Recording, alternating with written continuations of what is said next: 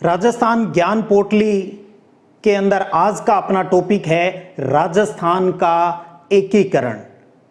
बहुत ही प्यारा टॉपिक है और हर एग्जाम में इससे जुड़े हुए एक या दो प्रश्न जरूर आते हैं। तो आज की इस क्लास को हम समझ के साथ साथ इसका शानदार घोटा मारेंगे और इस प्रकार से भी आप कभी नहीं भूलोगे। बस इतना ही है, वीडियो को आपको अच्छे से सुनना है।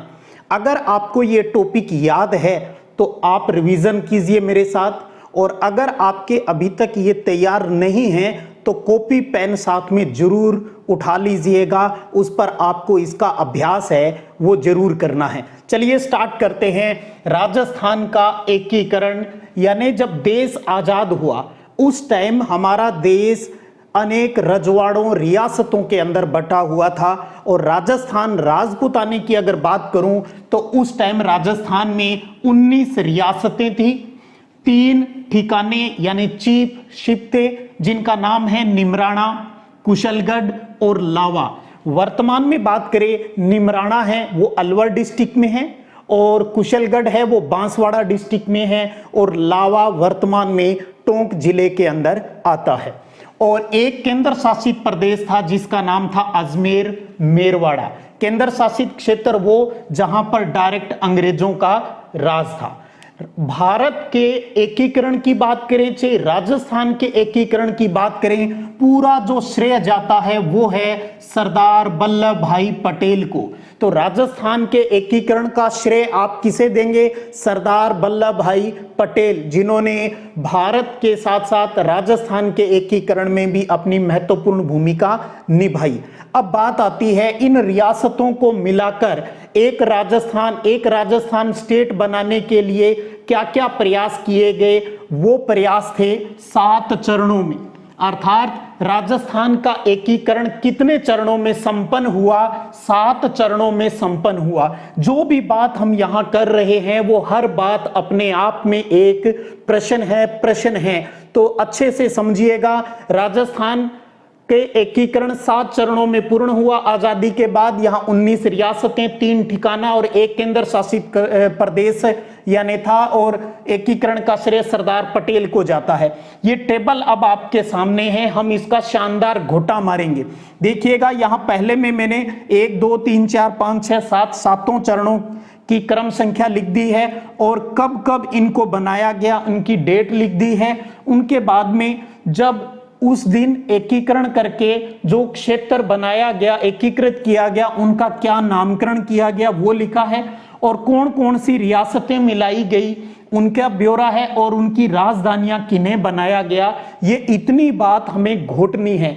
ध्यान दीजिएगा, पहले चरण राजस्थान के एकीकरण का पहला जो चरण है उसकी तारीख है 18 मार्च 1948। अर्थात राजस्थान का एकीकरण 18 मार्च 1948 से स्टार्ट होता है और 7वें चरण की तिथि है 1 नवंबर 1956। तो 18 मार्च 1948 से लेकर 1 नवंबर 1956 तक 7 चरणों में राजस्थान का एकीकरण पूर्ण होता है। और ये तारीख भी अपने आप में इंपॉर्टेंट है। तो सबसे पहले हम इन तारीखों को ही घोटते हैं, और पहले यहां तिथि है, उसके बाद महीना है और उसके बाद में वर्ष है। तो याद कीजिएगा, स्टार्ट कर लेते हैं घोटे को। देखिएगा, 18 25 18 तारीखें याद कर रहे हैं। 18 25 18 30 15 26 1 18 25 18 18 25 18 30 15 26 1 18 25 18 30 15 26 1। उसके बाद महीनों की बात करें तो मार्च यानी 3 तीसरा महीना होता है मार्च का, फिर मार्च तीसरा महीना, फिर अप्रैल चौथा महीना, फिर मार्च तीसरा महीना, फिर मई 5वां महीना, फिर पहला यानी जनवरी, और उसके बाद में 11वां महीना अर्थात नवंबर। तो देखिएगा, महीना 3 3 4 3 3 3 4 3 5 1 11 3 3 4 3 5 1 11 18 25 18 30 15 26 1 18 25 18 30 15 26 1। महीनों की बात करें तो 3 3 4 3 5 1 11 3 3 4 3 5 1 11। उसके बाद सन की बात करें तो आप देखेंगे लास्ट की डिजिट कर लेते हैं, 1948 से लेकर 1956 तक को याद करना है। तो देखिएगा 48 48 48 कितनी बार है? 3 बार। तो 3 48 3 48, फिर 2 बार 49 है, 2 49, फिर 1 बार 50 है और 1 बार 1956 यानी 56 है। तो देखिएगा 3 48 3 48 2 49 1 50 1 56, 3 48 2 49 1 50 1 56। तिथि को घोटिएगा अच्छे से। वापिस बात कर रहा हूं, 18 25 18 18 25 18 30 15 26 1 18 25 18 30 15 26 1 3 3 4 3 5 1 11 3 48 2 49 1 50 1 56। अच्छे से अगर ये घोटा लगा है कभी नहीं भूलोगे। 18 मार्च 1948 से लेकर 1 नवंबर 1956 तक 18 25 18 18 25 18 30 15 26 1 3 3 4 3 5 1 11 3 48 2 49 1 50 1 56। अब पहला चरण 18 मार्च 1948 को संपन्न होता है और इस क्षेत्र का नामकरण रखा गया मत्स्य संघ, क्योंकि इस क्षेत्र के अंदर जो रियासतें मिलाई गई वो थी ABCD यानी अलवर, भरतपुर, करौली और धौलपुर। याद रखने के लिए ABCD, अलवर, भरतपुर, करौली, धौलपुर और साथ में एक ठिकाना निमराना जो वर्तमान अलवर में है। तो ABCD रियासतों को मिलाया गया और महाभारत काल में इस अलवर, भरतपुर, करौली, धौलपुर इलाके को मत्स्य क्षेत्र कहा जाता था। इसलिए KM मुंशी ने कहा भी इस क्षेत्र का नाम मेरे कहने पर आप मत्स्य संघ कर दीजिएगा। तो मत्स्य संघ का नाम किसके ने सुझाया? KM मुंशी ने सुझाया। और इस मत्स्य संघ की राजधानी किसे रखा गया? अलवर को। मत्स्य संघ की राजधानी अलवर। फिर बात आता है भी एक संघ बन गया, मत्स्य संघ बन गया, फिर इसको बनाकर फिर उद्घाटन करवाया गया। तो उद्घाटन किया VN गाडगिल ने, VN गाडगिल ने। तो पहले चरण का उद्घाटन गाडगिल ने किया 18 मार्च 1948। मत्स्य संघ KM मुंशी की सलाह पर ABCD मिलाया गया। और आपको ठिकाने नहीं याद रहे तब भी कोई दिक्कत नहीं, रियासतें याद रखो, अलवर, भरतपुर, करौली, धौलपुर और अलवर राजधानी रखा गया और गाडगिल को इसका उद्घाटन है वो करने का सौभाग्य प्राप्त हुआ। दूसरे चरण की तिथि है 25 मार्च 1948 और इसके अंदर 9 रियासतों को मिलाया गया। यहां मैंने नाम नहीं लिखा है उन 9 रियासतों का, बोल के बता दूं, वैसे याद रखने की जरूरत नहीं, जब बाकी की चीजें याद होगी तो ये 9 रियासतें भी आपके याद हो जाएगी। इसके अंतर्गत कोटा है, बूंदी है, झालावाड़ है, प्रतापगढ़ है, बांसवाड़ा है, डूंगरपुर है, शाहपुरा है, टोंक है, किशनगढ़ है। ये 9 रियासतें और साथ में कुशलगढ़ जो बांसवाड़ा क्षेत्र के अंतर्गत आता है वर्तमान में, वो ठिकाना भी यहां पर मिला दिया गया और इसकी राजधानी रखी गई कोटा। और उद्घाटन फिर किसने किया? गाडगिल ने किया। तो दूसरे चरण का उद्घाटन भी गाडगिल ने किया। पहला चरण कब संपन्न हुआ? 18 मार्च 1948 को। दूसरा कब हुआ? 25 मार्च 1948 को। और उस क्षेत्र का इन 9 रियासतों को मिलाकर जो एरिया आपस में एकीकृत किया गया उसका नाम रखा गया राजस्थान संघ। राजस्थान संघ है वो नाम रखा गया, राजधानी इसकी कोटा रखा गया। राजस्थान संघ कह दीजिए, कई बार आपने पूर्व राजस्थान संघ नाम है वो भी पढ़ा होगा, कोई दिक्कत नहीं, इससे इतना कोई फर्क नहीं पड़ेगा। तो ये हुआ, 9 रियासतें मिल गई, कोटा को बना दिया। अब एक चीज ध्यान रखिए, अब पहला अलग ही रखिएगा यहां, अब पहले को छोड़ देते हैं, दूसरे से आगे चलते हैं और तारीख है 18 अप्रैल 1948 को। इसके अंतर्गत क्या हुआ? जो हमारा राजस्थान संघ है यानी दूसरे चरण का, ये जो राजस्थान संघ है इसके अंदर एक रियासत और मिला दी गई। यानी पहले 9 रियासत मिली हुई थी, अब एक और मिला दी। सबसे बड़ी रियासत मेवाड़ वाली उदयपुर को इसके अंदर मिला दिया गया और उदयपुर को ही इसकी राजधानी बना दिया गया। क्योंकि बड़ी रियासत मिल रही थी तो भारत के प्रधानमंत्री पंडित जवाहरलाल नेहरू इसके उद्घाटन के लिए आए थे। एक ही बार आए थे पंडित जवाहरलाल नेहरू उद्घाटन के लिए। और कौन से चरण में? तीसरे चरण में। दूसरे चरण के अंदर जो 9 रियासत थी, तीसरे चरण में उसमें एक रियासत और मिला दी, वो है उदयपुर। प्रश्न ऐसे भी आते हैं, उदयपुर राजस्थान में किस चरण में शामिल किया गया? तो तीसरे चरण में शामिल किया गया। उदयपुर राजस्थान के तीसरे चरण के अंतर्गत शामिल किया गया। बड़ी रियासत थी तो राजधानी भी उसको बना दिया, कोई बड़ी बात नहीं है। और पंडित जवाहरलाल नेहरू ने उसका उद्घाटन किया इस तीसरे चरण का, और नामकरण रखा गया संयुक्त राजस्थान। तो राजस्थान संघ में उदयपुर मिलते ही नाम हो गया संयुक्त राजस्थान। आगे बढ़ते हैं चौथे चरण पर। 30 मार्च 1949, 348 के बाद अब 49 आता है। 30 मार्च राजस्थान दिवस भी हम इस दिन मनाते हैं, ये राजस्थान का स्थापना दिवस माना जाता है 30 मार्च। क्यों? क्योंकि इस दिन 4 बड़ी रियासतें जयपुर, जोधपुर, जैसलमेर और बीकानेर, JJJB है, वो इस संयुक्त राजस्थान में शामिल हो गई थी। तो बड़ी रियासत जयपुर, जोधपुर, जैसलमेर और बीकानेर किस चरण में राजस्थान में शामिल हुई? तो वो है चौथा चरण। चौथा चरण। तो 30 मार्च 1949 को राजस्थान की बड़ी रियासतें भी राजस्थान के अंदर मिल गई, और इसलिए 30 मार्च को हम राजस्थान दिवस, राजस्थान का स्थापना दिवस है, वो मनाते हैं। और जयपुर के शामिल होते ही राजस्थान की राजधानी किसे माना गया? अब जयपुर को। और आगे के सभी चरणों में अब राजधानी जयपुर रहेगी। अब बात आती है भी इसका उद्घाटन किसने किया? तो सरदार वल्लभ भाई पटेल ने, जिसे राजस्थान के एकीकरण का, भारत के एकीकरण का श्रेय जाता है। सरदार वल्लभ भाई पटेल ने इस चौथे चरण का उद्घाटन किया। उसके बाद उद्घाटन की जरूरत ही नहीं पड़ी, क्योंकि बड़ा बड़ा काम यहीं पर हो गया था। तो देखिए उद्घाटन पहले गाडगिल 2 चरणों में गाडगिल ने किया, फिर नेहरू ने किया, फिर पटेल ने। तो याद रखिएगा, गाडगिल नेहरू पटेल, गाडगिल नेहरू पटेल, 4 का याद रखना है। गाडगिल नेहरू पटेल। पहले 2 चरण का गाडगिल ने, तीसरे चरण का जब उदयपुर शामिल होता है तो जवाहरलाल नेहरू ने उद्घाटन किया। और जब बड़ी रियासत आपस में मिलती है, जयपुर, जैसलमेर, जोधपुर और बीकानेर, तब सरदार वल्लभ भाई पटेल ने उद्घाटन किया, और वो तिथि है 30 मार्च 1949 को। आगे बढ़ते हैं। मैंने जहां पहले आपको कहा था इस पहले चरण को यहीं छोड़ दीजिएगा। दूसरे में उदयपुर मिला तो तीसरा चरण बना, तीसरे में 4 बड़ी रियासतें मिली तो चौथा चरण, यानी ये आपस में जुड़ते हुए आगे बढ़ रहे हैं। अब क्या है, जो 18 मार्च 1948 को हमारा मत्स्य संघ बना था, ये शामिल होता है राजस्थान के अंदर 5वें चरण में। पहले ये अलग अकेला ही रहता है 4 रियासतों का मत्स्य संघ, लेकिन फिर शंकर राव देव समिति, ध्यान रखिएगा, शंकर राय देव समिति ने सिफारिश की कि मत्स्य संघ को अलग क्यों छोड़ते हो, इसे भी राजस्थान में ही मिला दीजिएगा। तो शंकर राय देव समिति की सिफारिश पर मत्स्य संघ को राजस्थान में मिलाया गया।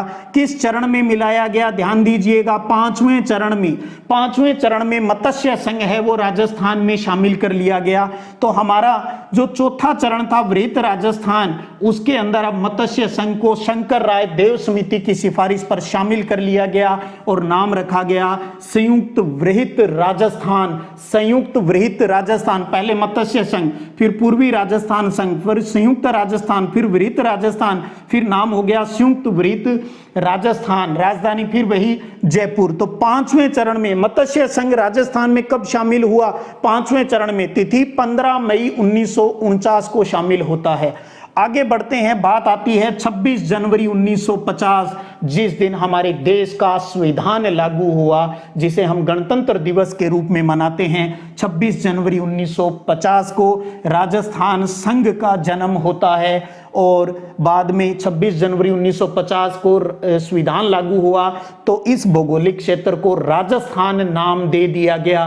अगर आपसे पूछे भी राजस्थान का जो भौगोलिक क्षेत्र है इसको राजस्थान नाम कब दिया, तो वो तारीख 26 जनवरी 1950 है। और इसमें क्या किया, ये जो हमारा संयुक्त वृहत राजस्थान था, इसमें सिरोही रियासत को शामिल कर लिया गया। सिरोही रियासत कब, किस चरण में शामिल होती है? 6ठे चरण में। लेकिन सिरोही की एक खासियत है, सिरोही डिस्ट्रिक्ट का, सिरोही रियासत का जो आबू देलवाड़ा क्षेत्र है वो अभी तक राजस्थान में शामिल नहीं किया था, वो गुजरात में था। पटेल साहब गुजरात के थे, तो थोड़ा सा वहां के लोगों की इच्छा थी, तो सिरोही को सिरोही का जो आबू देलवाड़ा क्षेत्र है वो गुजरात में ही था। तो आबू देलवाड़ा को छोड़कर बाकी सिरोही रियासत है वो 6ठे चरण में राजस्थान के अंदर मिला दी गई। राजधानी वही अब जयपुर ही है, वर्तमान में भी जयपुर है। तो सिरोही आबू देलवाड़ा क्षेत्र को छोड़कर राजस्थान के किस चरण में शामिल हुआ? छठे चरण के अंदर शामिल होता है। उसके बाद अंतिम चरण आता है 1 नवंबर 1956 को, और हमारे राजस्थान का वर्तमान स्वरूप है वो दिखाई देता है। और इस दिन ये जो राजस्थान संघ है इसके अंदर अजमेर मेरवाड़ा जो हमारा केंद्र शासित प्रदेश था, अंग्रेजों द्वारा शासित क्षेत्र था, ये 7वें चरण में राजस्थान में शामिल होता है। अजमेर जिसे राजस्थान का हृदय स्थल कहा जाता है, राजस्थान के बीचों बीच में स्थित था, तो उसे भी राजस्थान में शामिल करना आवश्यक था। तो अजमेर मेरवाड़ा क्षेत्र राजस्थान में कब शामिल होता है? 7वें चरण में शामिल होता है, और साथ में लोगों की इच्छा से शामिल होता है आबू देलवाड़ा का क्षेत्र। आबू देलवाड़ा का क्षेत्र जो कि छठे चरण में नहीं शामिल हुआ था सिरोही क्षेत्र का, अब सिरोही का आबू देलवाड़ा क्षेत्र जो पहले नहीं शामिल था वो भी 7वें चरण में शामिल हो जाता है।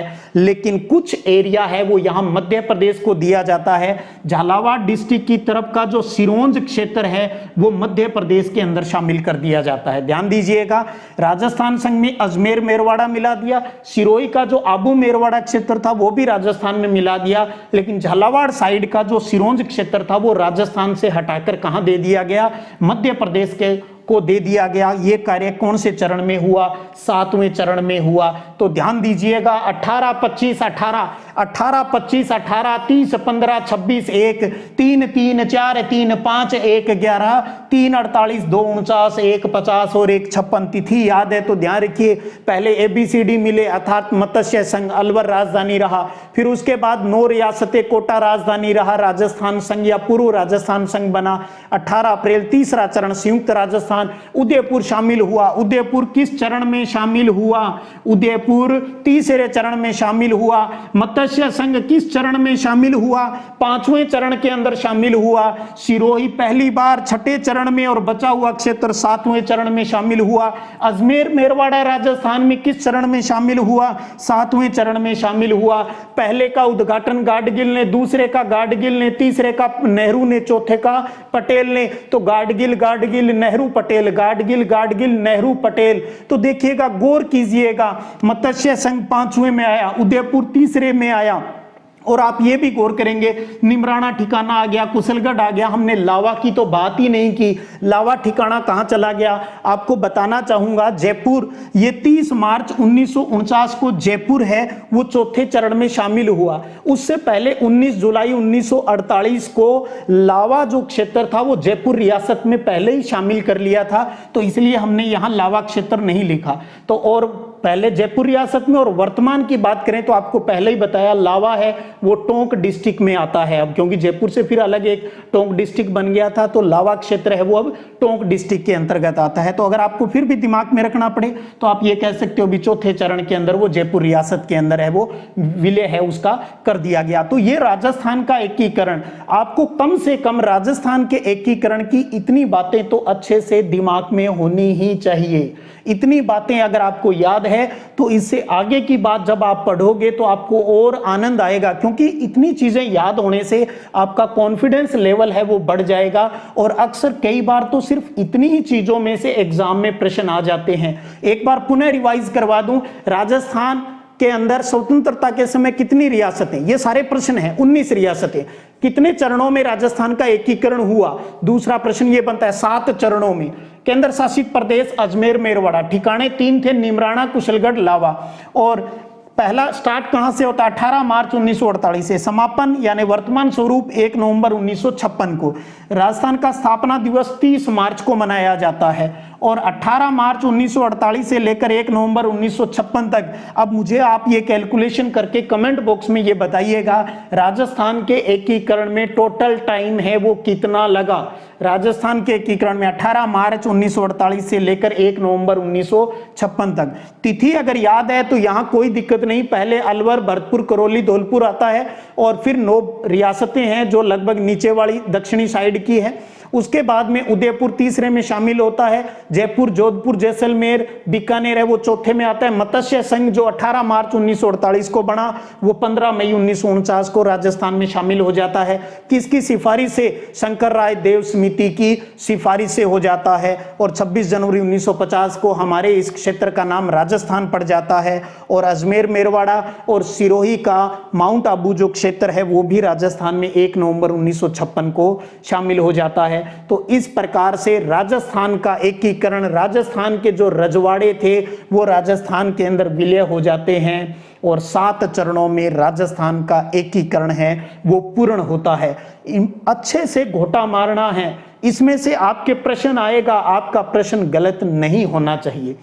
और एक बात मैं यहाँ आपको और बताना चाहूँगा, एक प्रश्न देख रहा हूँ जो बांसवाड़ा जो रियासत है उस पर आधारित एक प्रश्न था कि प्रश्न आता है कई बार कि मैं अपने डेथ वारंट पर हस्ताक्षर कर रहा हूं, मैं अपने डेथ वारंट के ऊपर हस्ताक्षर कर रहा हूं, ये लाइन राजस्थान के एकीकरण के टाइम ये किसने कही थी? तो ये कही थी बांसवाड़ा के जो राजा थे चंद्रवीर सिंह ने। बांसवाड़ा जो दूसरे चरण में शामिल होता है, बांसवाड़ा रियासत के चंद्रवीर सिंह ने कहा था कि मैं तो अपने डेथ वारंट के ऊपर हस्ताक्षर कर रहा हूं। स्वाभाविक था ये बात कहना, समझिएगा पहले राजाओं का राज था, ठाठ से जो जनता थी उसका दबाकर राज कर रहे थे, उनकी राजशाही खत्म हो रही थी, सारी चौधर खत्म हो रही थी, तो ये बात कहना स्वाभाविक है। लेकिन किसने कह दी सबसे पहले? तो वो अक्सर प्रश्न परीक्षा में पूछ लिया जाता है कि मैं अपने डेथ वारंट के ऊपर साइन कर रहा हूं,